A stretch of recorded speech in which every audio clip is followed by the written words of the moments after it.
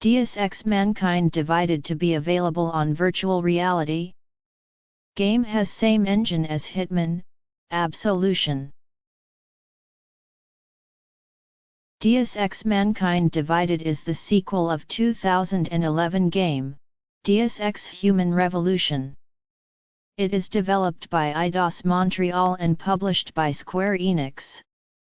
Deus Ex Mankind Divided picks up in 2029, 2 years after the previous one.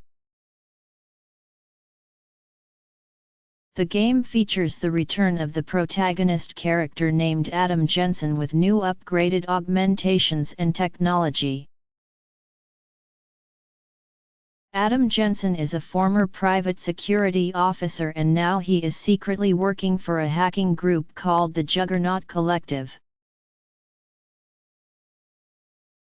In Deus Ex Mankind Divided, the Illuminati group confirms that the augmented people are outcast or different from normal humans, which caused mechanical apartheid. The public did not know that the Illuminati are one of the suspected groups to be accounted for the Aug Incident event that happened 2 years ago. In result, the augmented people became uncontrollably and lethally violent. There is a rumor that this game will be available on VR, or also known as virtual reality. In a recent interview, Deus Ex Mankind Divided producer released a statement saying, "I do not think you can simply take an AAA game like Mankind Divided, slap it on VR and call it a day," FENIX Bazaar reported. Producer Eidos Olivier Proulx believes that virtual reality experience must be developed with the specific media in mind. Moreover, he is more than excited to see where the developers might bring the game in the next few years.